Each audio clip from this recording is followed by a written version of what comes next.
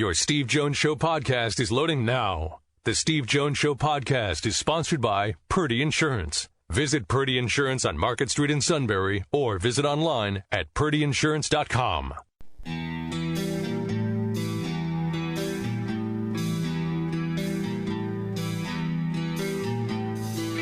Sports talk where your voice counts. This is the Steve Jones Show on News Radio 1070 WKOK.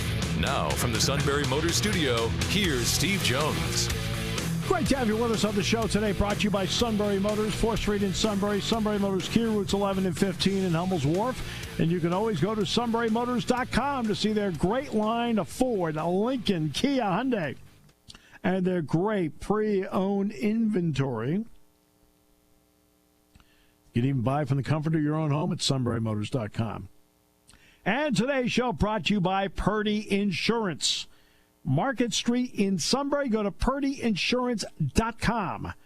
Auto, home, life, business, whatever the insurance may be, maybe bundle. They'll find you exactly the insurance you need. They'll make sure you're covered. They'll also go to great lengths to find the absolute best price when available because they know your budget is critical. And customer service means everything to them at Purdy Insurance. Great people who are great pros. Purdy Insurance, Market Street in Sunbury. Go to purdyinsurance.com. Ryan Snyder in a few moments, but first, our play-by-play call of the day.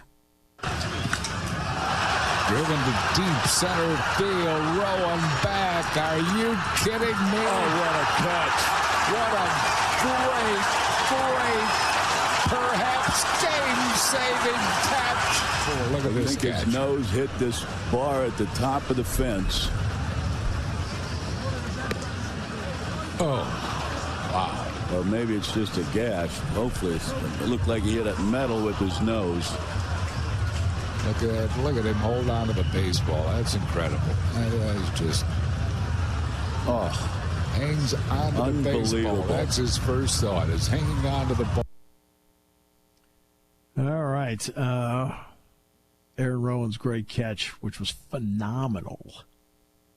And, yeah, Larry Anderson. But isn't it nice to hear Harry Callis? Oh, absolutely. The late Harry Callis, and we talked about last week with, I think it was Scott Lauber, didn't we? Yeah. It was Scott we had on. Yeah, talked about, I think he had Harry 9th on his list of 50. I think that's correct, is what he said, yeah, which is just tells you all you need to know. Yeah. I mean, everybody who worked with him loved him. Hey, by the way, the numbers here in Center County, 0 again yesterday, 119 with 2 deaths, one 89-year-old and one 92-year-old, both from, one was from a nursing home. But it stayed at 119, so no change here. I don't know about the Valley. Northumberland, which we just had 2 new cases overall today. Northumberland 125, Union's at 41 and 1 death, Snyder still 33 and 1 death, Montour still 49. Okay. All right, let's get to football recruiting. Ryan Snyder, Rivals.com, Blue White Illustrated. Good time to hit him because I think it's nap time over there at the Snyder household. Ryan, welcome. Great to have you with us. Everyone's napping, so couldn't be the best time of the day. Couldn't be better. Perfect. Yes, there's nothing like when nap time comes up. I have experience in this area over the years. It's a good time. Yes. All right, so Penn State is, I want to say at a dozen recruits, but boy, they've been able to gobble up 10 of them in a short period of time. So let's talk about a couple of the more recent ones that they've had and what your general impressions are of them. Yeah, well, let's start with yesterday, of course, with Lonnie Wake Jr. Listed as an athlete, expected to be a wide receiver, though, 6'2", 210.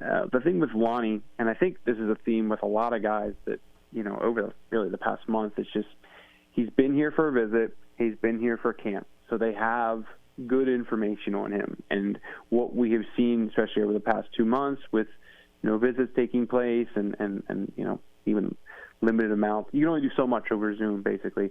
It's hard to get reliable information. So I think just with White, he's just a solid overall player, and I wouldn't say there's anything that really just grabs your eyes, an elite route runner or elite hands or anything like that, but just a solid base to work with. And he's a heck of an athlete overall, and, off the field, maturity-wise, character-wise, everything checks out. So it's a pretty solid addition, someone that I think if we had a lot of camps right now, you'd see him really rising in the rankings, and with time, I think that'll come.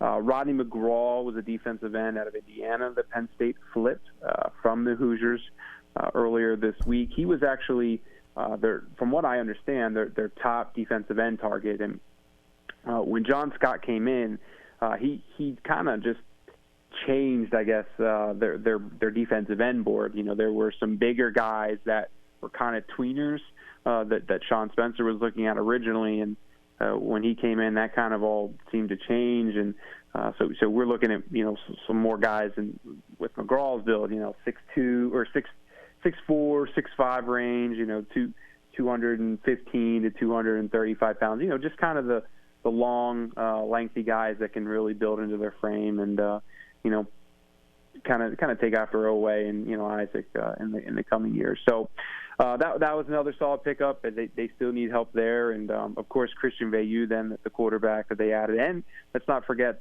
Sander Sadeak, the kicker out of was it Bethlehem, I believe. So Sander's one of the top kickers in the country. We can go all day on that one. Actually hitting 50-yard field goals in high school. We see it more today than we did a decade ago. But it's still impressive, and he's still one of the top guys and deserving of a scholarship. And then of course with Veilleux, here's a guy who has consistently improved. I mean, we're looking at someone who, even going back to an 8th grader and then making the transition from Canada to the United States, and then going from I would say a mid-tier private school to one of the big private schools in Maryland. Just every step of the way, he's become a better prospect. And, oh, by the way, he's another guy who camped at Penn State, so they have reliable 40 times, and, I've seen him up close. So it's, 4 just solid overall picks that Penn State has had here before. They've been able to gather the information, and they feel comfortable with. So they're all great additions to the staff, but most importantly, there's no unknowns there. They know what they're getting, and when you know what you're getting, it's just you feel safe in this kind of environment that we're in right now. In this unexpected environment that nobody expected 3 months ago, Penn State has worked hard over the years of identifying people early and then cultivating relationships. Is this the payoff because they have not only cultivated the relationships, but they've really also tracked who they're talking to carefully? Yeah. McGraw, for example, is someone who, if you read the sites, you won't see a lot on just because he wasn't very active with, the media. But, if you go back, he was at the whiteout game last year, and, someone that they've been talking to, maybe not for a whole year now, but, quite a bit of time, and just kind of we didn't really maybe realize how close and extensive that relationship was until recently. With White, again, he was here last year, camped. He only received an offer about over a little month ago. So that relationship doesn't go back quite as far, but again, it was a little more periodically leading up to, when he got the offer, but it's still, a good background. And then with Veilleux is someone who goes back, almost 2 years now. So all of these guys have a good understanding for, the school and taking visits and the coaching staff. And that's why we're getting why we're seeing so many commitments right now. It's really just comfort with the staff and comfortable understanding what the program has to offer. Is there insecurity among recruits because there aren't camps? Yeah, a little bit. It's tough to say. It's something I guess we kind of have to see a little bit moving forward. I haven't had a lot of guys really open up about that much, but it's something we kind of just have to see a little bit moving forward. I'm not really sure what else to say on that one right now. Yeah, I don't know if there really is any way to do it, because I don't think there'd be a player that would admit it. Mm-hmm. Because, let's face it, how many guys have suddenly you get in early on somebody and you're doing well, boom, they go to a camp and boom, they, and the old expression is they blow up. Like, whoa, and suddenly, suddenly the grass is really green in a lot of different places. But, they've been, in other words, they make their commitment now because they don't have the ability, quote, to blow up in a camp. That was really the purpose behind the question, because I know there's nobody that would admit it, Ryan. I mean, nobody would admit that. Yeah. I mean, I guess I would also say just with the camps, it's just so much about the visits, too. I mean, the camps are really important, but just not being able to take these visits. I mean, I was talking to somebody the other day who, I really trust, and they said that they actually think more kids are going to land at the schools they should land at because of this than before, because a lot of guys go to schools and they see the bells and whistles, and they end up at a school maybe they aren't as good to be at, or even then vice versa too. So because there's just limited, I guess, knowledge of some situations, guys are just going to pick the safest route, I guess that would say. Yeah. I guess that'd be the best way to put it. But I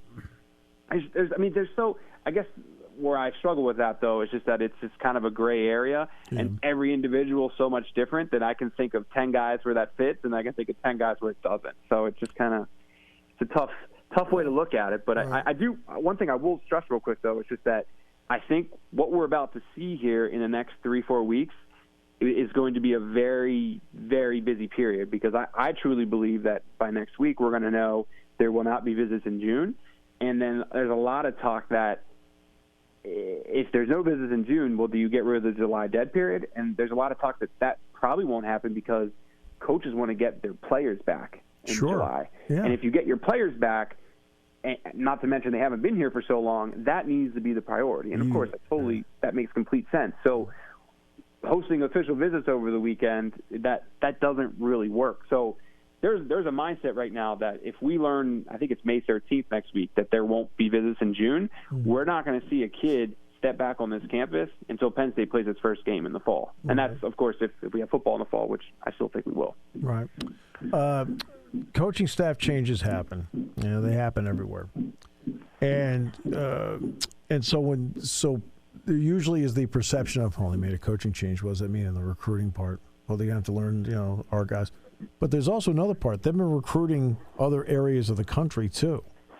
Has that helped Penn State at all, that with the different coaches they've brought in, they've also brought in some areas of the country that they've focused on? Mm-hmm. Yeah, we haven't seen it as much with Stubblefield yet, just because they have top targets that are in the region. So Stubblefield's kind of more adjusted to Penn State's top target. Right. But we have seen it a lot with Scott. Down in North and South Carolina, there was a lot of guys that he really made a push for. Just two examples off the top of my head are Trevally Price.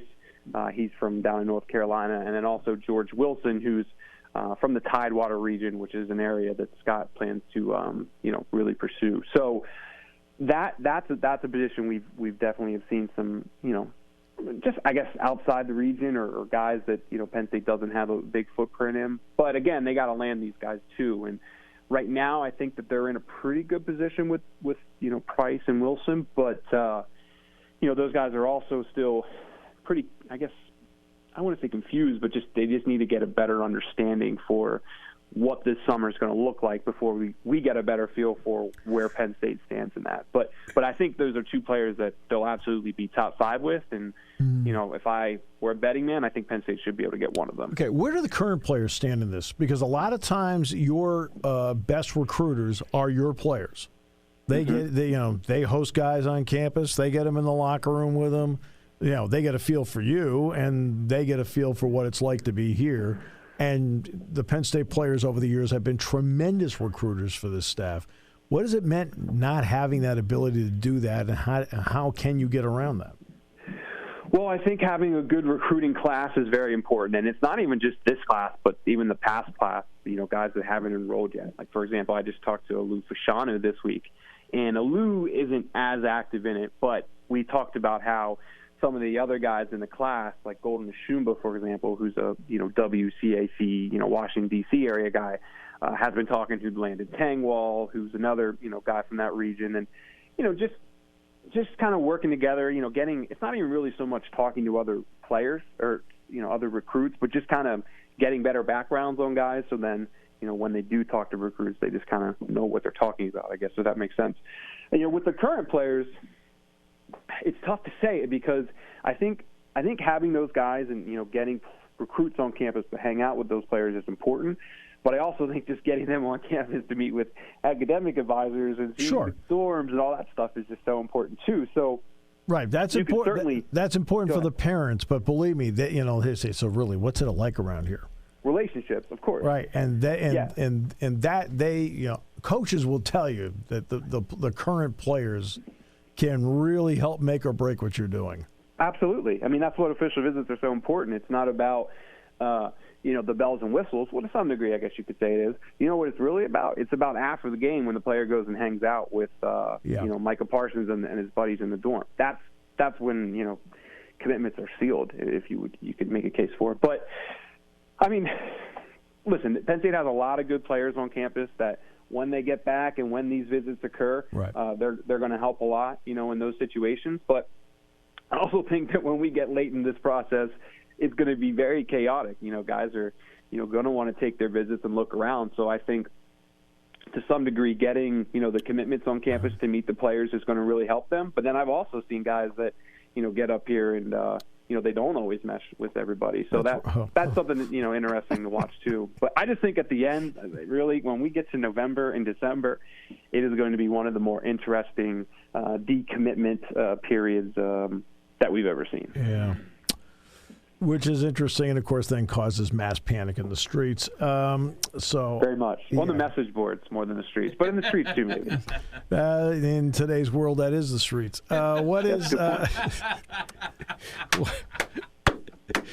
So, speaking of which, these are all high school athletes, student athletes, Ryan, that are going through all the same things we are, which means they're not in class. They're trying to do Zoom classes. Everybody's at home. They're trying to keep some sort of semblance of workout alive. When you've talked to them, what's been a cross section of what these lives have been like for them because they never expected this? Yeah. Well, it's just like the team, right? Where if you ask James Franklin about his team's training session, some of them have everything they need, others have absolutely nothing. So it's similar, way to look at it where, it's a little bit of everything. I mean, some guys like it. Some enjoy the Zoom classes, enjoy waking up later and doing schoolwork at their own time. But then I have others who, talked about, missing the structure. Yeah. I think one of the more notable things, I guess you would say, are not really the current commits, but the guys like Olu Fashanu, for example, who are missing out on their senior year right now, especially those final few weeks.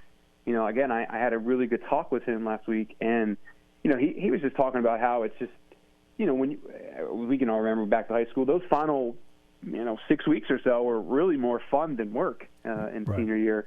Just seeing your friends, you have a bunch of study halls. It's the laid-back period, I guess, and, that was something there, he really was missing, I guess. But one last thing I will add with this period is just that recruiting as overall, there's some part of me that thought it would take a step back to some degree, but what I didn't think about was the fact that James and all of his coaches, they can't really do much right now because there's no spring practice, and obviously it'd be the evaluation period now. But over the past couple of weeks, when you can't focus on your team and you're stuck at home, there's only one thing you can do more of, and that's recruiting. So everybody has really emphasized just how much extra Zoom calls and text messages and whatever you may want to call it. It's been a very busy period, especially for some of these elite guys who are getting close to making commitments. Ryan, one final question. So over the next 3 weeks, give me some people that you're looking at saying, okay, I think we might hear from him.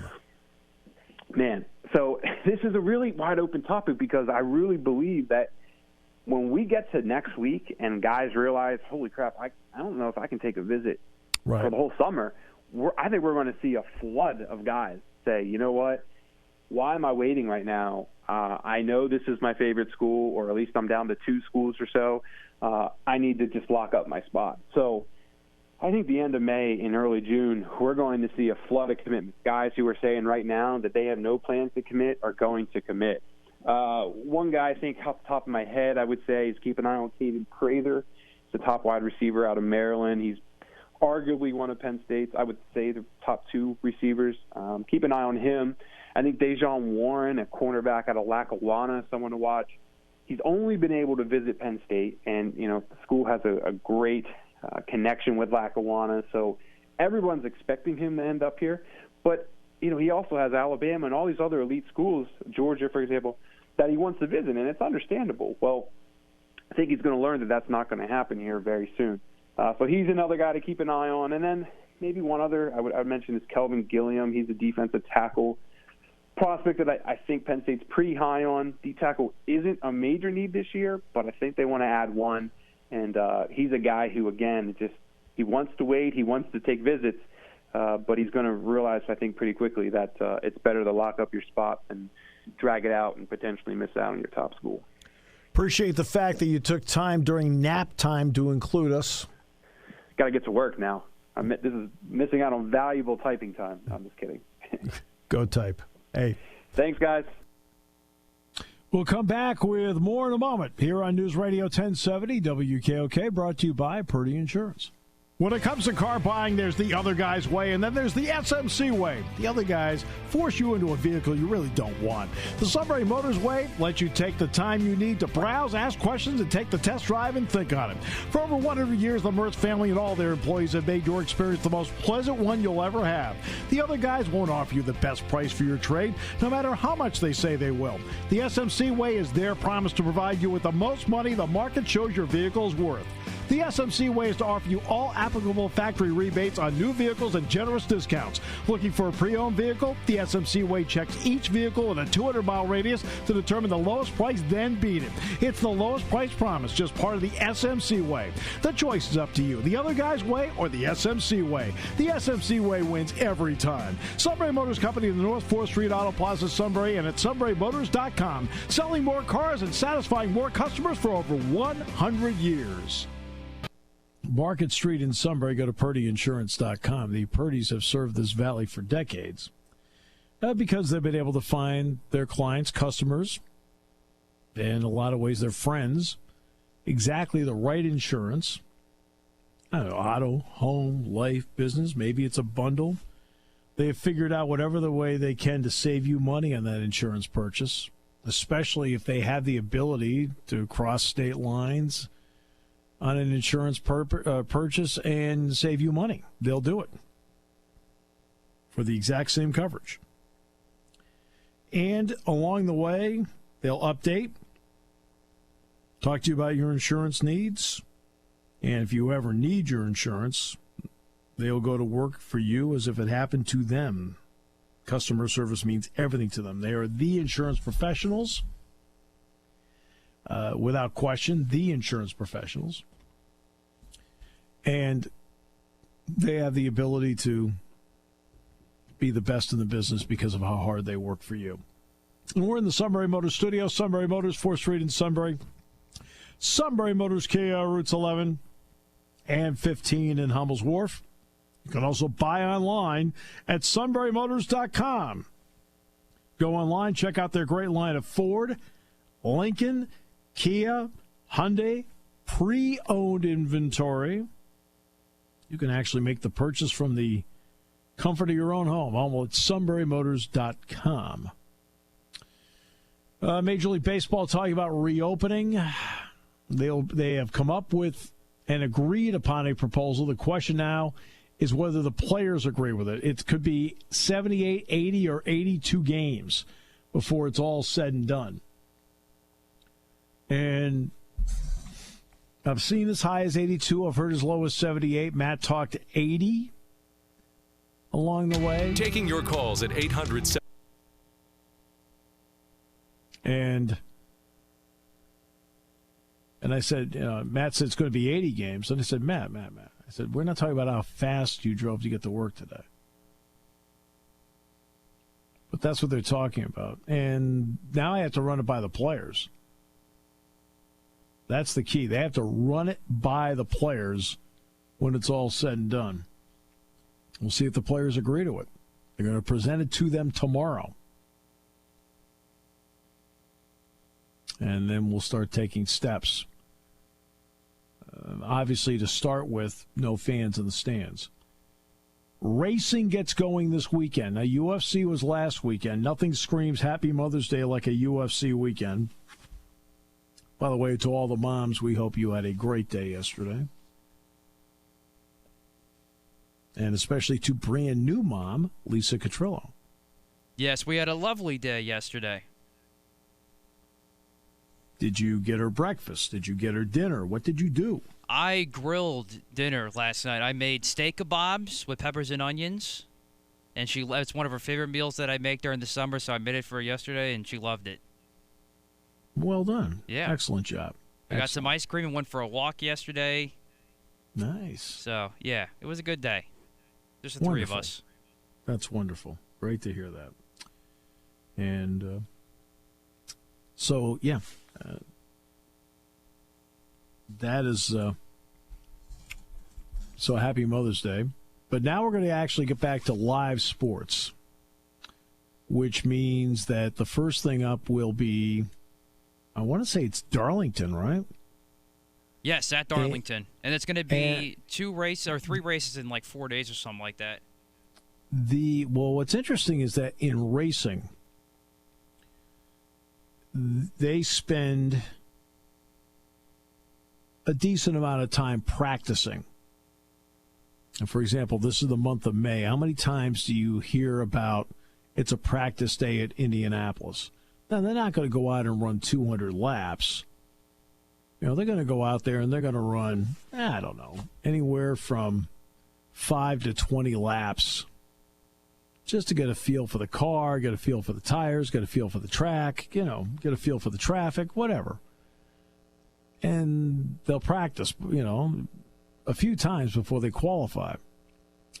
Same thing in NASCAR. They've practiced, let's check the car, let's practice, run it out there, let's check the car.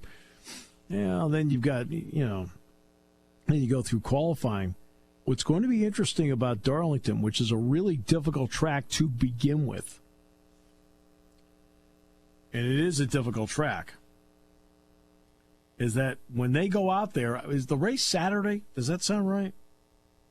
No, the race is Sunday afternoon. Sunday afternoon. There will be no practice before they go out there.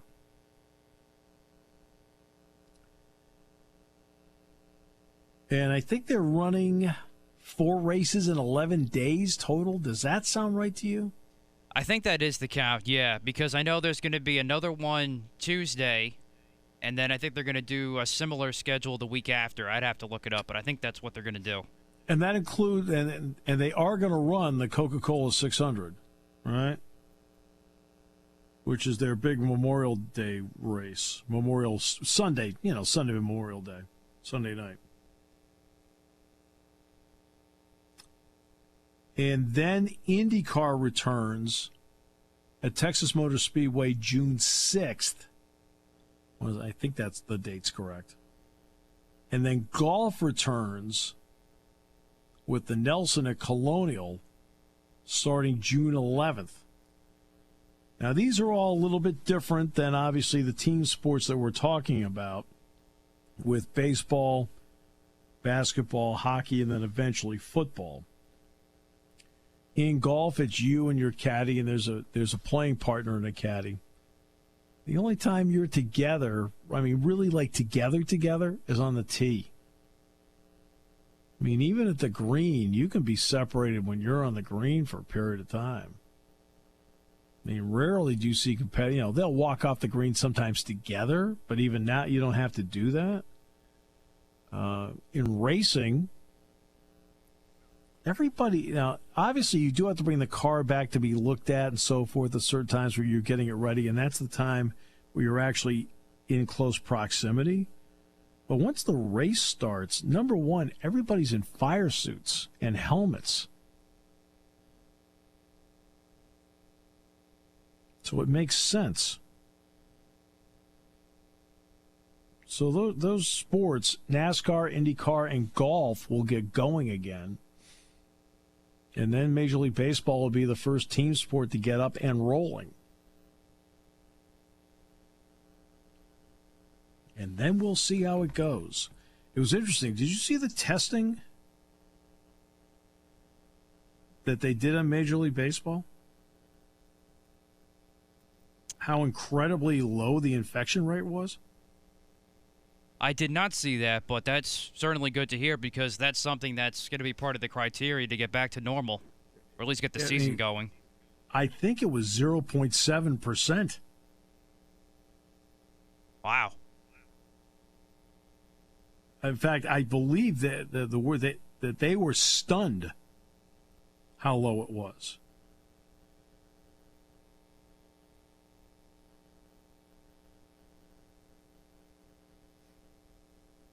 Now, whether something like that can continue, I don't know.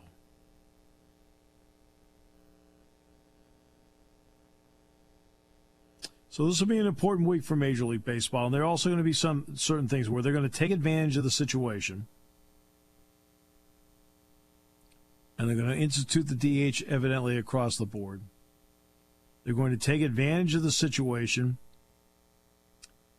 and they're going to expand the playoffs to 14, which is what they wanted to do anyway. And I think they're going to take advantage of the situation, and this will be their first step to reshaping minor league baseball. They will use this as the excuse to do it. Now, what they have agreed on, as Gabe Sinacropi pointed out when we had him on Friday, that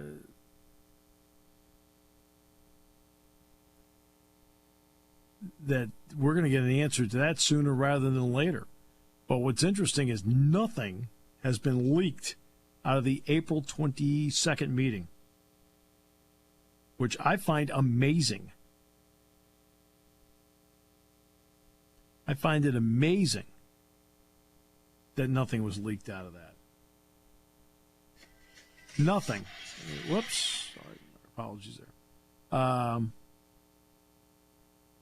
And I find that completely, I mean, that's one where usually something of that significance, that tells me that they're close on something here.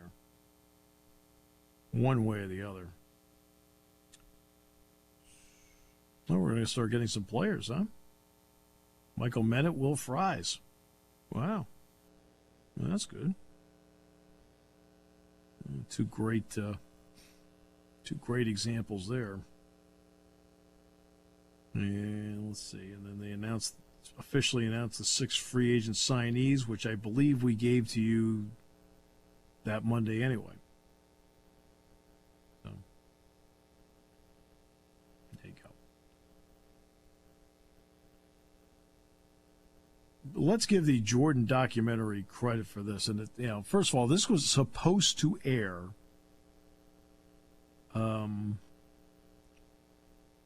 this was supposed to air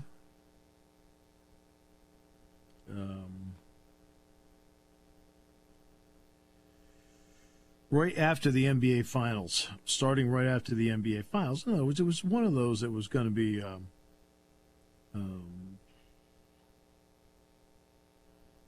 NBA Finals take place. The next week, you start the 5 straight weekends of Jordan documentary, which then, of course, is a transition to the Summer League. I mean, that's what it was supposed to be. And that's the and now, because of circumstances, they were forced to put it on here. It is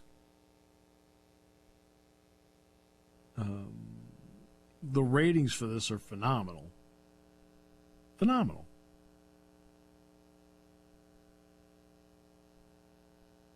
Because there's nothing else on, and not only that, it's been well done, well put together. I mean, for you, Matt, this has probably been a learning experience. For the rest definitely. of us, it has been an absolute refresher. One other underlying part of this, Steve, that I've personally enjoyed, and I tweeted this out last night, was you get to see some of the top broadcasters today, like Dan Patrick, Linda Cohn, Keith Olbermann, Andrea Kramer, all in their younger days covering what must have been insane amount of stories, especially what we saw in episodes 7 and 8 last night with Michael Jordan leaving, then coming back, and everything else surrounding that, his father's death, all that.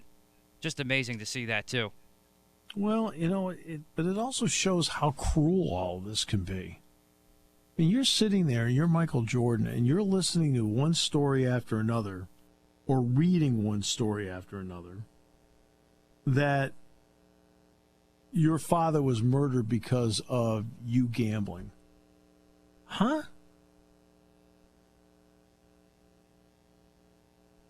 What gives anybody the right to speculate that? That's one where only the police can sit there and they can talk to you and tell you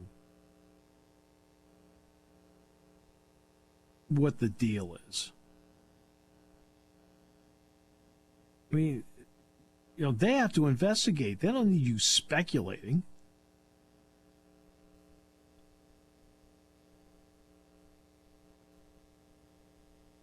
And I mean, that's how I've talked to my class many times about this. I said one of the more important things to me is I'd rather have you be second and right than first and wrong. And just because you had the inclination to put out a story doesn't mean it's the right thing to do. Oh, it's exciting. It's scintillating. It's whatever. No, come on.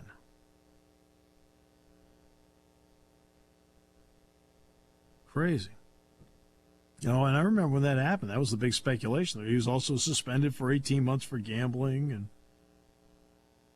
And yeah, that I definitely didn't get. And if everybody thought the media is reckless now, whew. Well, I literally said to myself, what? When I was watching that last night. That was the speculation at the time. The speculation at the time was that Michael Jordan was knocked out of the box. Okay? Was knocked out of the box for 18 months for gambling. And it was a suspension.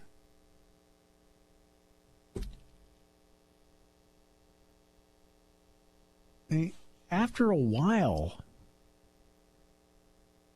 this becomes suffocating. Suffocating. And remember something about all this reporting, Matt. It's 1993, 94, 95. There is no internet. There is no Twitter. There is no Instagram.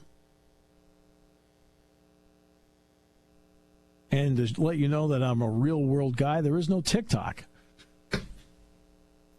Correct. Or Snapchat or anything else. There's none of that. Everything that was reported was over the air all the time.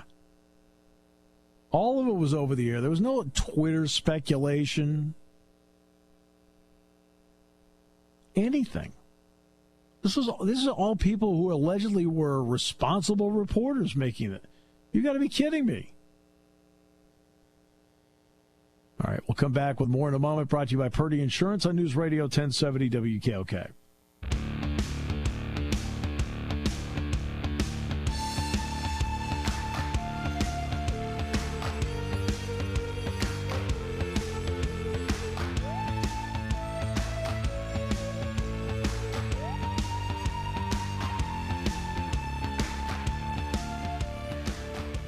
Great to have you with us on the show today. Brought to you by Purdy Insurance, Market Street in Sunbury. Go to purdyinsurance.com, and we're in the Sunbury Motors studio. Sunbury Motors, 4th Street in Sunbury. Sunbury Motors, Kia, routes 11 and 15 in Hummel's Wharf. Great to have you with us on the show today.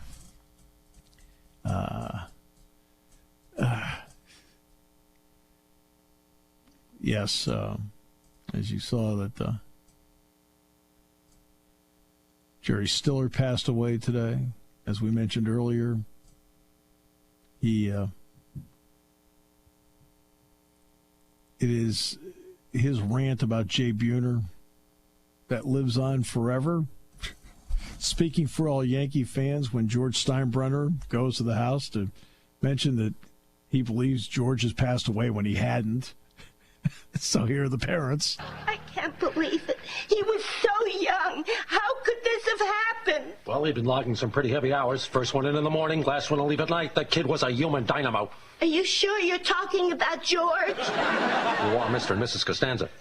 What the hell did you trade Jay Buhner for? He had 30 home runs, over 100 RBIs last year. He's got a rocket for an arm. You don't know what the hell you're doing. Well, Buhner was a good prospect, no question about it. But my baseball people love Ken Phelps' bat. They kept saying, Ken Phelps, Ken Phelps. I'm not here. Leave a message. Jerry, it's Frank Costanza. Mr. Steinbrenner's here. George is dead. Call me back.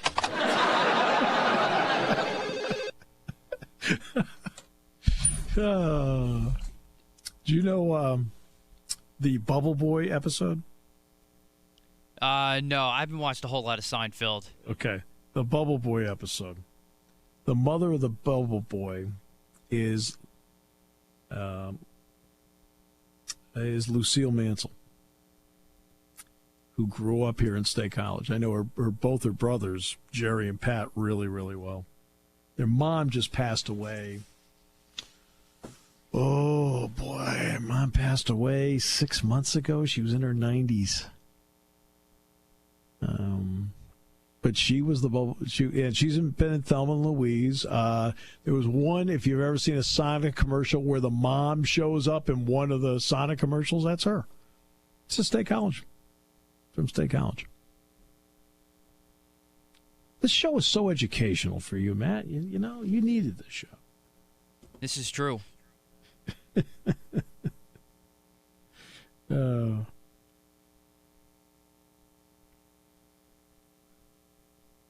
I mean, we could have done what the suit suggested at this day in Shikellamy history, but we just didn't think it had broad appeal. All right. So let's see how everybody does getting themselves back to playing again. Let's see how they do. That is going to be the big part going forward. So far for the KBO. So far, so good. Right? So far, so good. And if they can continue to have success, maybe it sets up how to do things so there's success here. And then slowly but surely we can transition back to what all of us are used to. But, right now we all play the waiting game. These are hard decisions.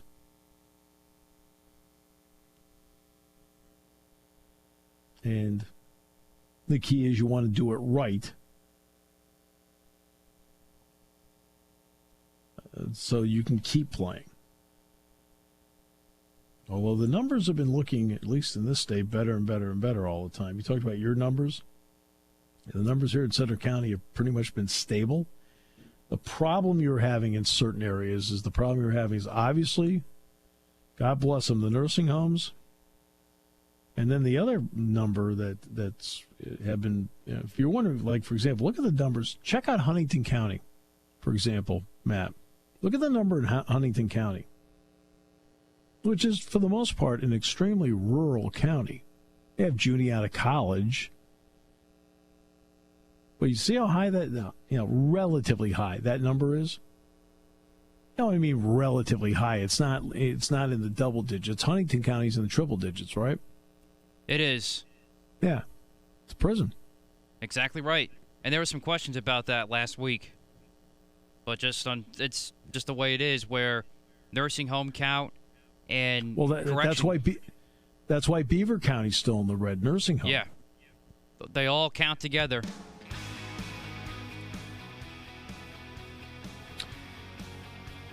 See, this is the number I want to know, though. And the number I'd like to know is, for example, when you see the numbers, let's take Center County 119, all right? But This is 2020. You don't have in-depth numbers on how many are actually in the hospital, how many are home self-quarantining.